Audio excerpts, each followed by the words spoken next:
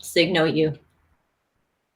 Hi, everyone. Thank you so much for joining our webinar and demo of Hyperproof today. My name is Jing Song, and I'm the Director of Content Marketing at Hyperproof. Thank you for joining us. We'll get started just in a moment. Before we do, I'd like to just talk about a few things to keep in mind for this webinar. One, it is being recorded, and you will have access to the on-demand recording after this with the same link you used to register. Second, we really want this to be useful to you. So if you have any questions as our speaker is presenting, please just type them into the chat, and we will have time at the end to answer your questions. We'd love to hear what those are and try to answer them on the call. And with that, I'd like to introduce to you our speaker, Matt Ladle. Matt is the Chief Growth Officer at Hyperproof, and he's been at Hyperproof since the very beginning of the company's journey.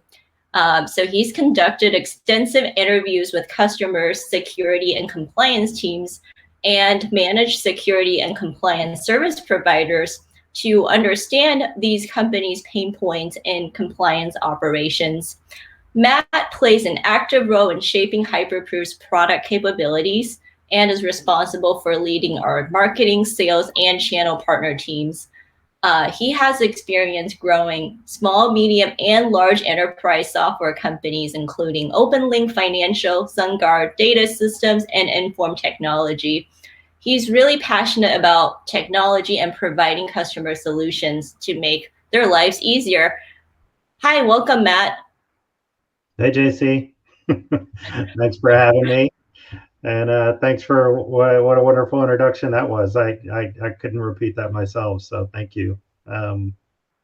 Yeah, so I mean, first off, everybody, I mean, very, very nice to meet everybody. Thanks so much for taking time out of your busy days to talk with us and to talk with me.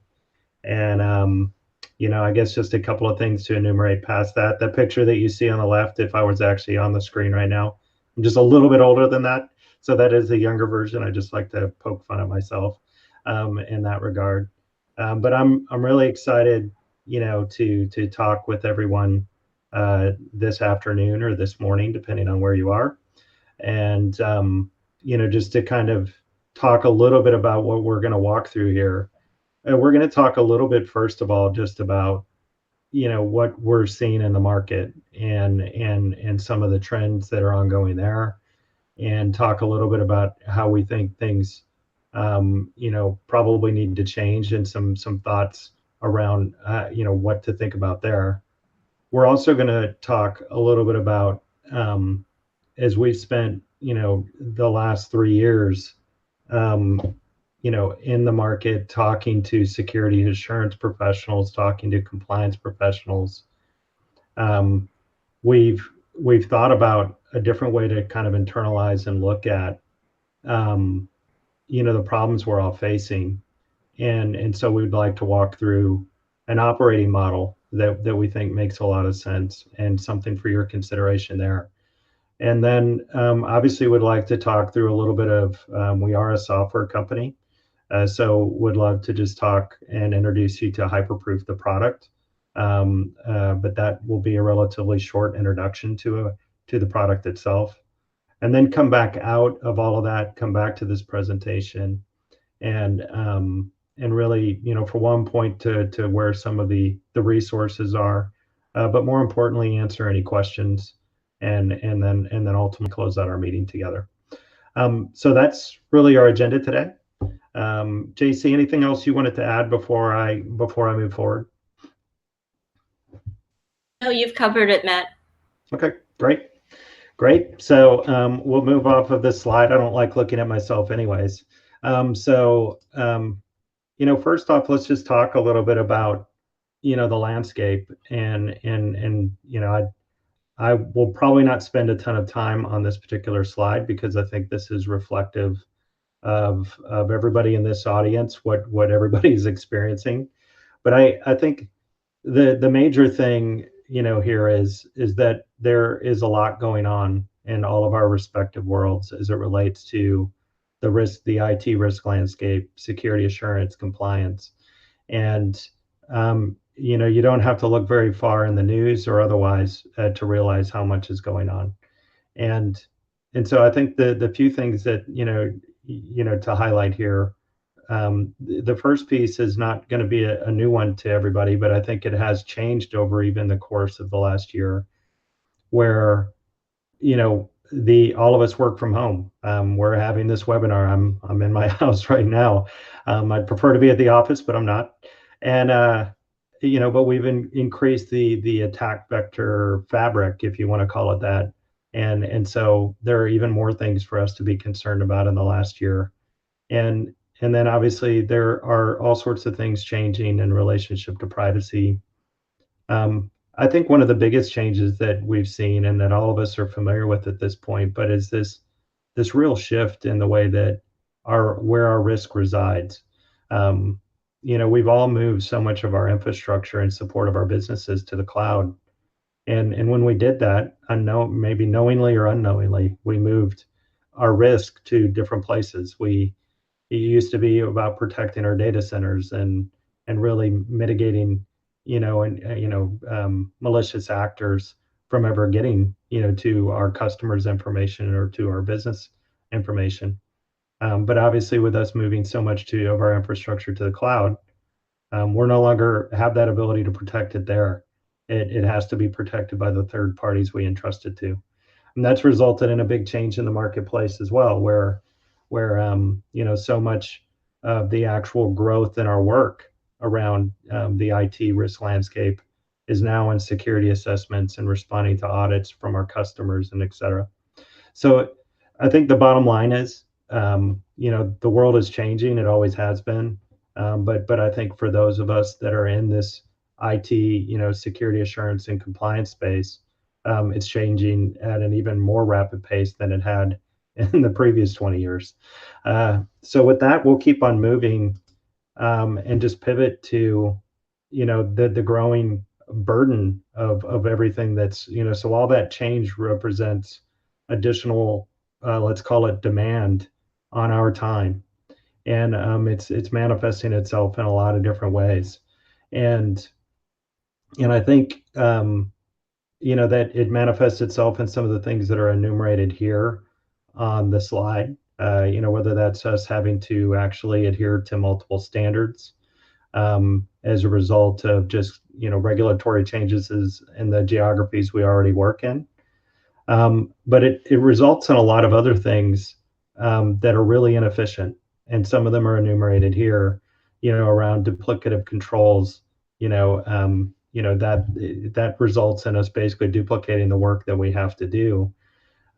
There are all sorts of things on this. That growing security compliance burden is really impacting all of us, and it's the really bad part about it all is, the actual demands on our time are going up, but so much of our time is spent on basically administrative related work in what we're doing.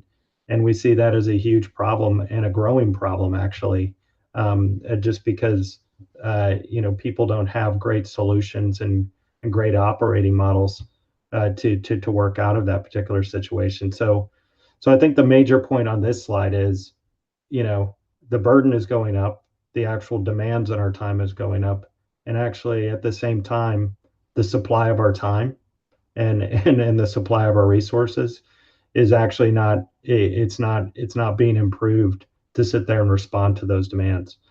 Um, and so we'll keep on going from there and just move to the next piece, and I think one thing to highlight here, and JC, I'll call out JC in this, is every year at Hyperproof we conduct, we call it the IT compliance benchmark survey. And so we run that at the end of every year. And it yields a lot of very interesting results about the marketplace and the world that we live in. And um, with in this year we ran that with 1,000 people, just to give you a little bit of background on the survey itself. And it really focuses on people like yourselves that are in attendance at this call, And we basically surveyed 1,000 people or 1,000 different companies across the United States or North America, and also over in EMEA. And one of the interesting results of that survey is a compliance focused approach doesn't work, or doesn't really mitigate the risk the way that you might think it does.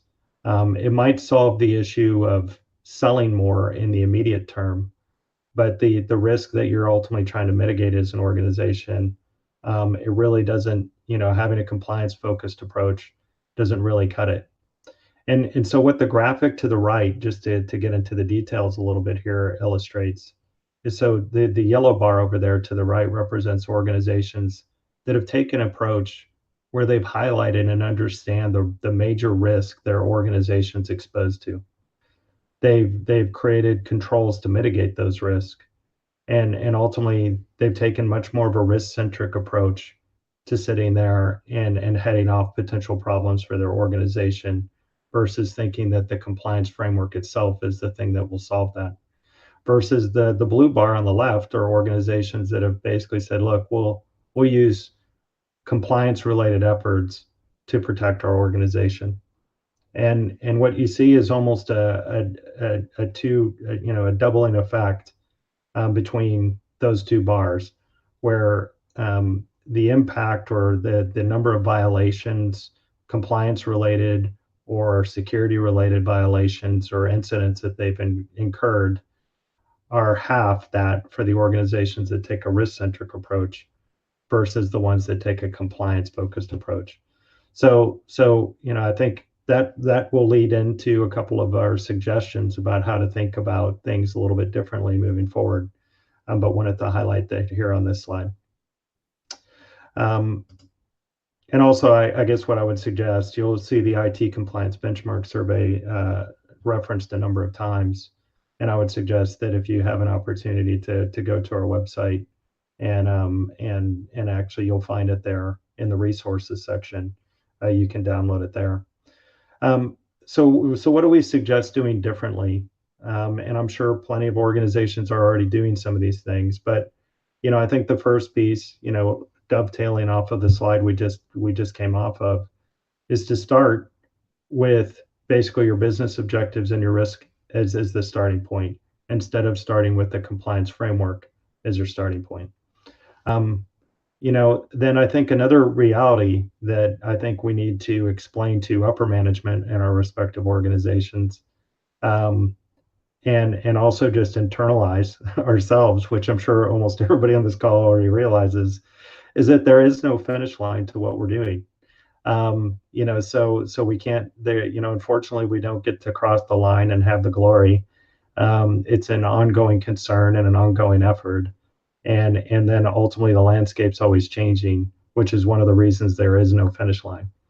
And so I think just recognition that that's the case is important.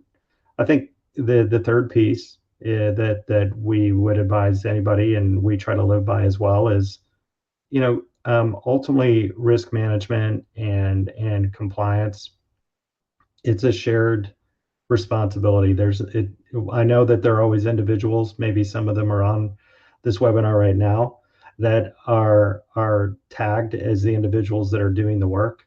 But the reality is the only way to be effective at it is to make it an organization-wide effort, and to make sure that we're all part of that process, versus just the few individuals with those particular words in their title. Another piece that we think is important, and we'll talk about this a couple of times, is I think it's important to think about how to break this work into smaller parts, and we'll talk a little bit here in a second about DevOps and kind of leveraging DevOps concepts. But I think, how do we actually move to more of an operating model that incorporates the fact that we're doing sprints focused on specific areas to mitigate things, and thinking about it more in that light. And we would advise that, and we'll advise that a couple more times here as we walk through this. I think the fifth bullet point there is something that we would all be understand already, And then obviously, I think automation, which is a big driver in DevOps, should also be something that is a serious focus for all of us moving forward. And then it probably goes without saying, but measuring that progress um, and looking for continuous improvement is the other piece. And one thing just to statistically highlight, the 2/3 of organizations are very much in that kind of that left-hand blue bar still today based on our survey. So, most companies are still focused on very much that reactive mode, that just leveraging compliance to kind of move things along, but not really taking on the approach that we're highlighting up above. And so obviously there's still a lot of work to do for all of us as organizations to kind of change tack and move in a direction that'll help us get there. And with that in mind, I'm gonna kind of pivot here out of some of the kind of current state of things and some of our thoughts on how to improve it into kind of a concept that we've been noodling on and thinking about for ever since the start of Hyperproof. And that is really kind of moving towards something that I think one problem that we've seen in the marketplace is that the current approaches, and especially with as much it's in flux, they don't lend themselves to scalable. And it's hard to understand like what's actually been achieved in the course of a month, and look back on it and actually understand those things well. And so we've been noodling on all of those concepts, how to actually keep organizations safe, but also how to just rethink the way that we approach the work we do. And we wanted to bring up, some of our thoughts there or our point of view and talk through that with you. Um, so I think to just pivot to the first part of it is just a what we would call a compliance operations maturity spectrum. We all need a North Star. We all need to understand where we're ultimately trying to go, and spectrums and kind of laying out that idea and where that North Star is part of helping us understand where we need to go. And here we've just laid out it very simply, level one, two, three. Um, and 66% of organizations are really over in that level one category where the work is still reactive and it's driven by compliance events. And ultimately, where do we need to get to? A place where the work that we do can be much more aligned with the business, whether that's mitigating risk on behalf of the business or whether it's supporting the business growth goals of the organization too. How do we get to a place where what we do as individuals and as teams, is ultimately seen as a strategic aspect of actually growing and the actual businesses that we work for and work within. And so we think it's important to have a North Star. I think here is just one way to look at what that North Star is when you internalize what level three is. But we're going to talk through some of the key concepts there and other slides. Moving ahead just a little bit further, and this is an important part that I'd like to spend a little more time on, is we've come up with our point of view is that we really need to make ComOps work. So we've taken that DevOps piece and said, okay, we took a very heavy view. We've got some really great engineers on our team. All of them understand DevOps in spades, and we spent a lot of time internalizing DevOps and looking at how we can apply some of those concepts to ComOps, which is what we've termed this operating model. And to be, before we jump into the individual cells, 1, 2, 3, 4, 5, I think the one thing to realize is we don't see this as a journey that is ever done, to be reflective of what we talked about previously, but it's an iterative process, and we're running through this process again and again and again. And the way I always think about this is, if you think about it as a coefficient between 0 and 1, 0 being completely reactive and chaos to a degree, and one meaning we're basically done, right? We've got everything completely automated. We're never going to get to one completely, but what we would do all want to do is ultimately move from zero to a higher coefficient closer to one, which represents, a state where we feel like we have everything in order, where we can best support our business growth objectives and actually move in that direction. And the idea behind the operating model is to actually run through this in a sprint oriented fashion and steadily incrementally move that coefficient closer to one over time. And for us, where we start, and it sounds like the most basic of all things, but it's, the workflow and collaboration actually has to sit there and work. What we all do involves a lot of different people, and but there are kind of two pieces to that first part of it. For one, we need to realize that um, people don't want to change where they do their work. And so we need to find ways to make the work possible where they already are. That will make it easier for them to participate in the compliance process. Um, and then two, it's important to have a place that ultimately brings all of that workflow into one area, but allow people to work where they are, and at the same time, have a way to make sure that all of that context is preserved in one place. And it's easier said than done, but I think understanding that workflow and collaboration and thinking through how to improve that, part of the operating model has to be focused on that. The second piece, which we think is either equal to or of greater importance than even one, is once you've been solving for one, is this automated right now, as we've stated in a couple of other slides, so much of the work is manual, and a lot of that has to do with evidence collection, whether that's in support of an audit or whether that's in support, more importantly, in our opinion, of actually managing the control that's supposed to mitigate risk. Collecting evidence is a huge part of the heavy lift. And right now, almost everybody's still doing so much of that manually. And so automating it, DevOps uses the automation concept again and again and again. We looked at compliance and security assurance and said, yeah, that's a big heavy lift that needs to be solved in a more effective way. Automating that evidence collection is really important. If you move past that, once you've actually collecting the evidence, it's not good enough to just collect the evidence, but you have to test the evidence. And again, our point of view is the operating, we need to automate as much of that testing of the inbound evidence as we possibly can, in order to sit there and get to a better place and to move that coefficient closer to one versus zero.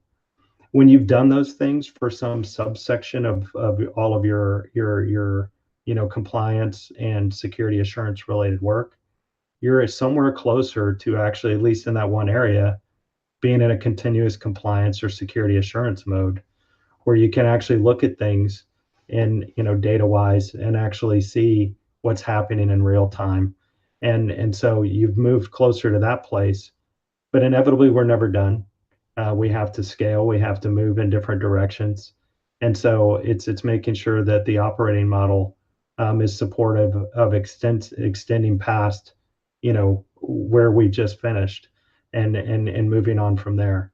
So we view this as ComOps, this operating model, and really it's at the genesis or the beginning of our journey and really defining that operating model. We'd love to get your feedback on this. We are really very focused on building out this operating model, not just for our own good, but for the good of all of us. And the best way to do that is to ultimately make it, to collect everybody's feedback and to continue to improve it. So that's the operating model. I'll keep on moving. I'm probably going to get scolded for taking too long talking, but and then to just talk about some principles. And you'll notice that this is very reflective of a slide earlier, but it's just taking a lot of the things that we highlighted earlier and coming back to them and saying, look, we need to make sure that we start with kind of the business in mind, and how to best support that business, realizing that there's no finish line, realizing that we need to engage our broader organization. And we feel like the compliance operations operating model, is all focused on actually supporting these 7 key principles and actually helping them happen. So with that, I'd love to sit there and say, are there any questions? But I guess what I will do next, everybody, is actually share my screen. I thought we would go ahead and talk a little bit about our product, and actually do just a lightweight demo of our product. And what I really want to highlight when we go through this software demonstration is how what we're doing relates back to that operating model, and really supporting that operating model more than anything. So with that, I'm going to share my screen. Hang on one second, everybody.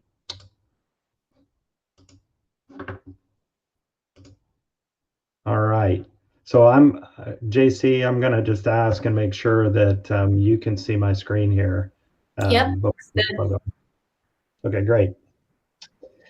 All right. So everybody, for those that have never seen this, I've seen it a few times, but this is Hyperproof. This is our product. So welcome to Hyperproof. And where we start in Hyperproof is this overview. I'm going to keep it relatively lightweight, but with so much going on, and trying to discern what the next step is, and if you're taking on the ComOps concept or that operating model and saying agilely, where do I want to go next? Um, you know, Understanding at a 30,000-foot view where the issues reside is an important input to what our next agile development or agile ComOps kind of approach might be. And so we really start at this overview level to highlight, how your actual information security programs are actually working and how healthy they are, and how maybe audits that are underway are working. But I think more importantly, it's about the controls. Those controls are supposed to mitigate risk to your organization. And so understanding the actual health of those controls is a really important part. And having that 30,000-foot view that you can use to understand how the things are working and at a large level, and the ability to actually sit there and drill down, so that you can identify the next area of concern and focus to incrementally improve and move the coefficient closer to 1, is to really focus on this controls area. So the overview is that 30,000-foot view to help inform that a little bit and to be a helpful input. I'm going to highlight one thing here just in relationship to the first phase that I talked about in that operating model. And you might be like, why is Matt focused on task? Why is he showing this? And I think we all understand, hey, tasks are an important part of just getting the work done. We need to, basically it's like our to-do list. But I think the important thing I wanted to highlight here that relates to that first step in that compliance operations operating model is we're not really worried about task and Hyperproof, but what we've done is we've integrated to Jira as a ticketing system. We've integrated to other ticketing systems as well. And the major point I was making in that compliance operations operating model about step 1 there is that collaboration and workflow, and not making people necessarily exit where they're used to working, let them participate in the process in the systems that they're used to working in already. Well, we've integrated to Jira and a variety of other tools so that when you create work in Hyperproof, the person that needs to work on it doesn't have to ever be in Hyperproof. So you can actually send, those tasks over to Jira, and as they resolve things over in Jira, they reside back here in Hyperproof. And that's really one part of that step 1 that I talked about, is how do we support that part of the operating model and make that collaboration simpler? And this is just one example that I wanted to point out for everybody on how we're actually going about that. These tasks are not that important here, but the fact that people can perform and work on these tasks in other places they're used to is the more important part I wanted to point out. Just moving along, a couple of things that I want to highlight here. This is our program area. These are the information security programs or privacy programs you're managing in Hyperproof. I'm going to just highlight our library of content. Um, we are continually adding frameworks to Hyperproof to support people in their compliance journeys and their information security assurance journeys. But I think the more important part that I want to point out in relationship to compliance operations and that operating model is as you scale and think about entering into new regions or taking or working with the federal government or whatever it might be, you're going to intersect, in support of those business objectives, you're going to intersect with compliance frameworks that help support getting to those business objectives. And your compliance operations platform should help you do that. And so, one thing, we don't just focus on this content in relationship to creating these frameworks.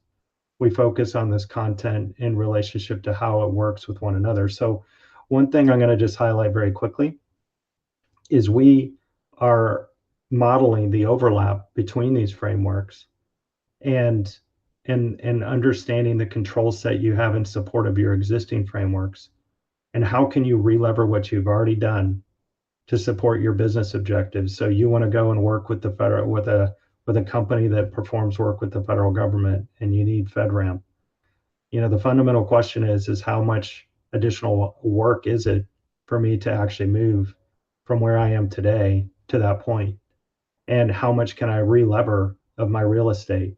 Well, when you're using spreadsheets and the like, and you're in that kind of level one of your maturity level, it's very, very difficult.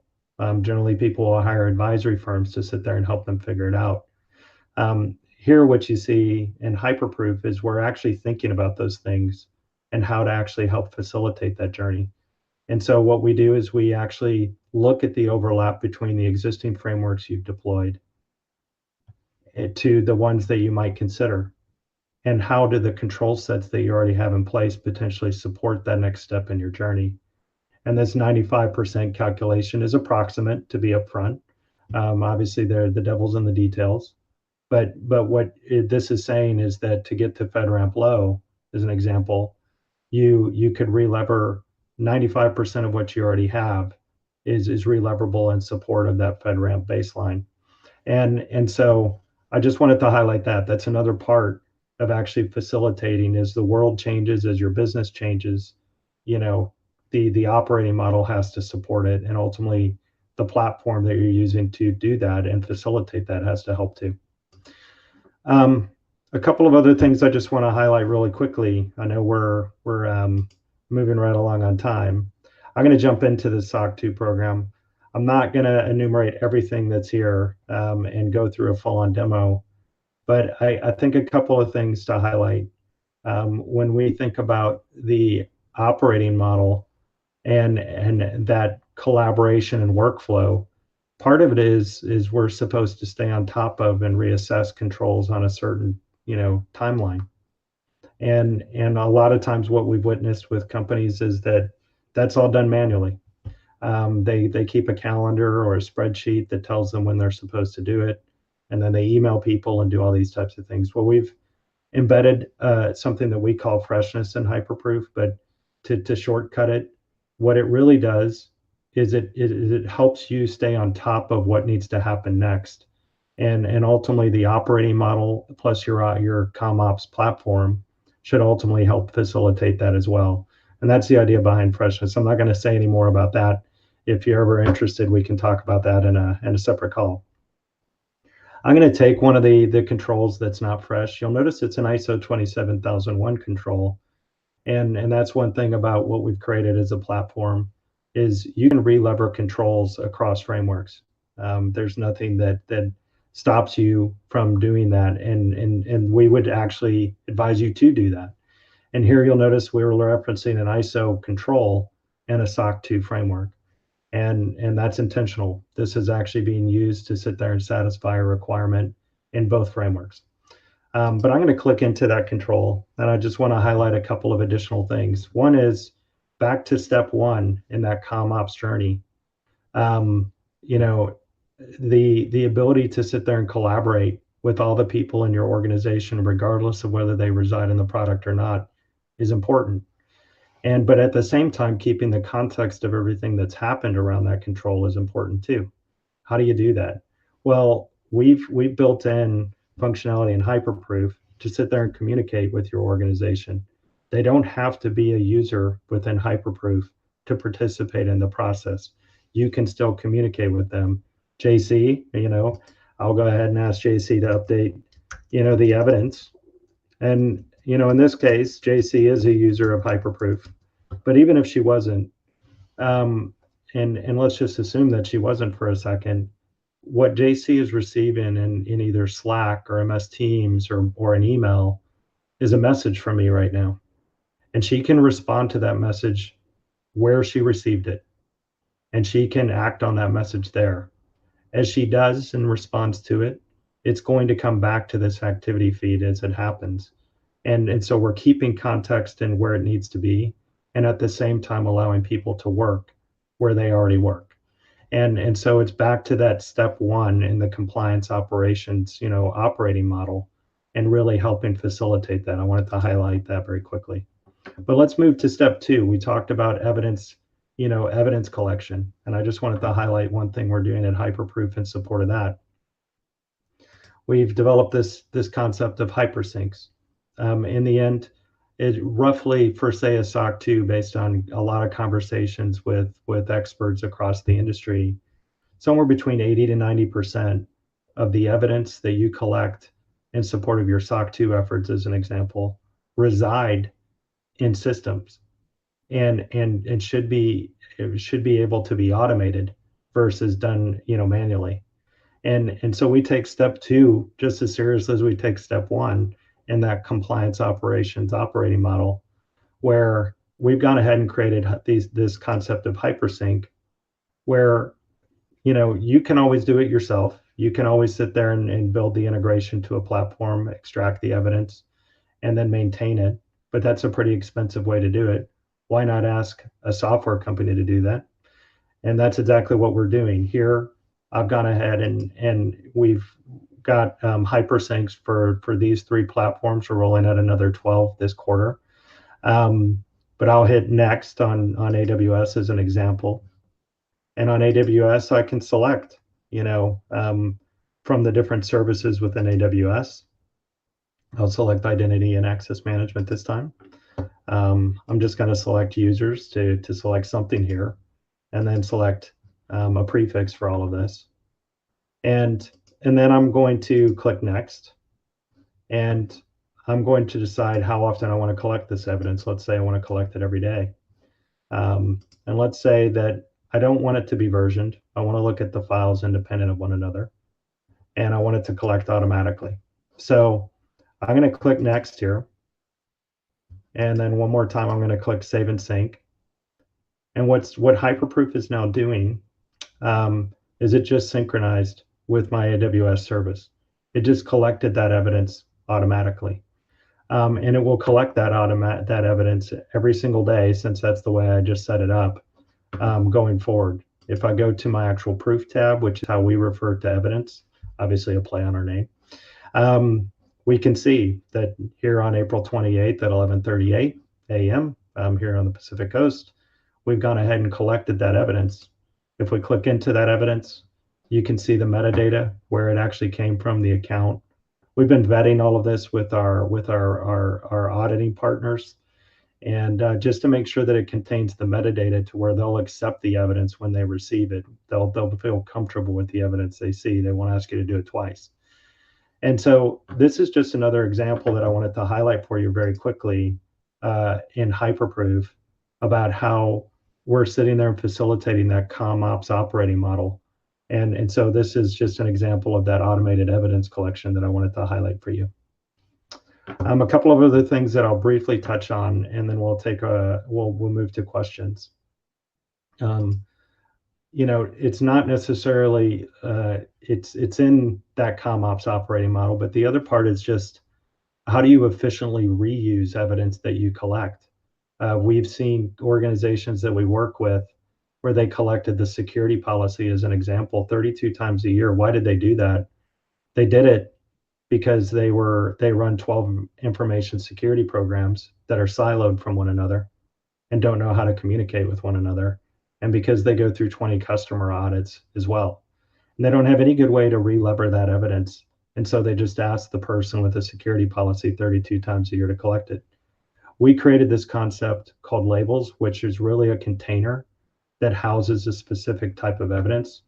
But we've put some unique attributes around that are real helpful in the reuse of evidence.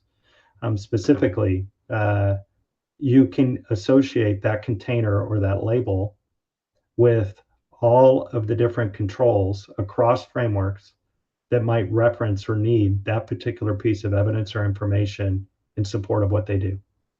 So every time that you make an update to this container with a new piece of evidence, it's automatically exposed across this.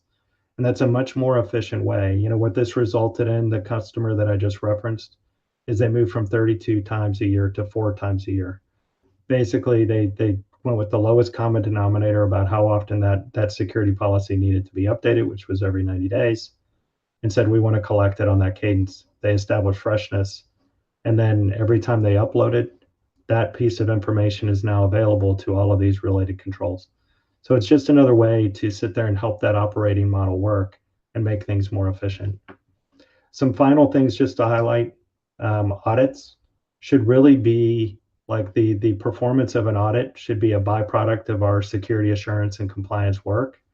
And but we have enabled audits and the ability to manage those. I always look at audits as a project that we have to execute. You have to sit there and manage it. And it's that ability to sit there and re-lever all the evidence and everything else that you're collecting in your security assurance efforts and reuse it in support of your audit. And so that's really why we build audits. I won't go any deeper than that in audits right now. But if you'd like to get into a deeper conversation on this, we'd love to. And I think the final piece, to actually start at the top of what we had suggested and end with it instead, is risk. And we had talked in the presentation area about just the risk and really starting with the risk. And what we've done is we've created the ability to sit there and model all of those risks in Hyperproof. But ultimately, the more important part is, what are the mitigating controls that sit there and mitigate that risk? And as the underlying state of those controls changes, make sure that we understand how that affects the actual risk itself, and how to make sure that it gets escalated to the right people to pay attention to it at the right time. And so we're talking about that in the deck, and I think I'll stop there as far as the demo for today, but just wanted to highlight how we pull all of that together. So with that, I'm going to stop sharing the actual demo. I appreciate you taking the time to listen to that. Let me see if I think I hit stop. Did I, JC? Yes, I think Okay. we're back to the slides now. What you're seeing here is a list of different resources we have created to, when we talked about throughout this webinar, including our kind of detailed guide on the compliance operations operating model. And you can also find our 2021 IT compliance benchmark survey report. Those are on the website.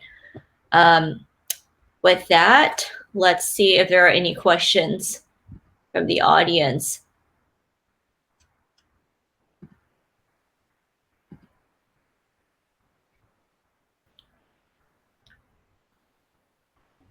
One question we have is, do you have any recommendations on kind of which section of Hyperproof or what module to start with?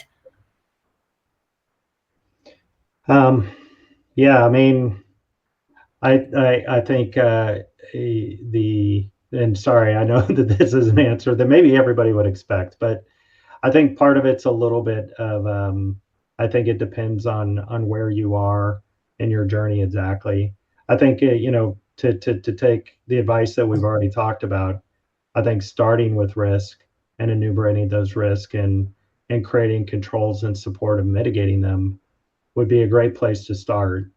and not really get obsessive about the compliance side of it yet. Let's make sure that the actual risks are mitigated first, and then how do we make sure that those controls can be relevered in support of compliance work? Um, in a perfect world, that would be where to start. We don't live in a perfect world.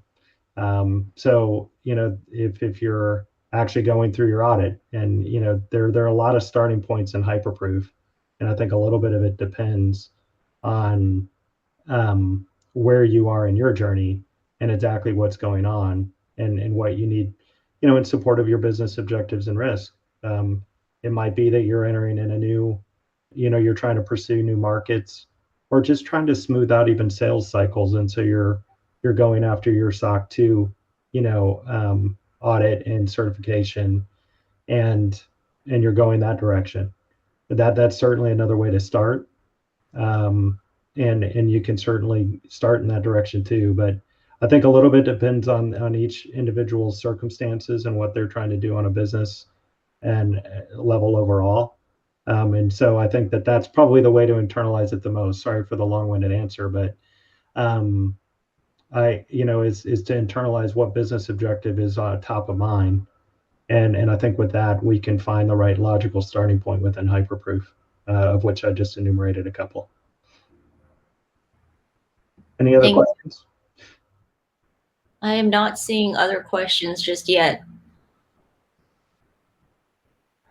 Well, while we're waiting for additional questions, I mean, in all seriousness, for those that are attending the calls, or those that might listen to it later, we really would love input specifically on the operating model, that ComOps operating model, and your thoughts around that. Um, we we feel it's important for us to have for all of us to have a methodology that we can believe in and that can take us to a better place. The best way to create that is for it to be informed by all the experts on this call. So while we're waiting for a question, I thought I'd implore you to participate and let us know your thoughts. Any other questions right now, JC? We don't have any other ones yet, but maybe you can just, for people's information, cover are the different modules that we see here sold as a package, or are they separate modules? Yeah, so great question. I mean, so Hyperproof is a fairly straightforward as far as like its commercial constructs go. We did look at two modules there. We didn't even get into one of them. We have two modules, which is basically the risk register and vendor management. And then the rest is really driven by what information security frameworks or privacy frameworks you'd like to adhere to. And we can bundle those, or we can sell them independent of one another. Great. But I guess we have a shy audience, which is fine. For one, I would just highlight, if you want to talk to the Hyperproof team, certainly you can go to the request a demo area. Everybody, you're welcome to reach out directly to me. This is, just again, my name's Matt Lato, and my email address, matt@hyperproof.io, and there's my telephone number if you'd like to give me a call. And if no one's going to come forward with a question, then I'm going to say thank you. But I'll stop before I say thank you completely, JC, and just make sure there are no further or additional questions. And if not, I'd like to just express some gratitude. There are no additional questions, so thank you, Matt, for taking us through. Actually, we do have one. Okay, so this one, early on in Hyperproof's history, there was an effort to develop a community of audit, compliance, and security professionals to network and share stories. Is Hyperproof considering resurrecting this community? Yeah, I think the short answer is yes. I mean, we absolutely we view, I mean, our customers, our partners. I mean, what I love about the space that we all work in is Well, JC, I think you might have some ambulances and stuff going by, but hopefully everything's all right in your neck of the woods. But absolutely, I think is the short answer. We feel like this community and finding more and more ways to engage with one another and engage with the community at large is important. And I think that what you'll see in the very short term is more and more engagement in that way. And if you have specific ideas about how you would like us to do that or things for us to consider, please feel free to share those because I think we're all familiar with like communication being one of the toughest things, and inevitably it will be, but we want to make it work, and we definitely want to build that community out. We definitely want to engage more and more with one another, and then find more and more ways to engage with the broader world too. So, JC, did you have anything to add to that one? No, but that is certainly on our radar. Yep. Well, I mean, I'll let JC say her own thanks, but what I would like to just say, everybody, is thank you. I know everybody's time is really valuable, um, and so really appreciate you sharing an hour of your time with us. And we really hope that it was helpful, and we look forward to your feedback, and look forward to speaking with everybody and engaging with everybody along the way. And have a great Wednesday. Happy Wednesday. And JC, I'll turn it back over to you. Right. I guess thank you everyone for spending the time with us today. And if you have any feedback too on the compliance operations guide, we'd love to hear that from you. Thank you, everyone. Thank you, Matt. Yep. Bye, Nope. everybody. It was a pleasure.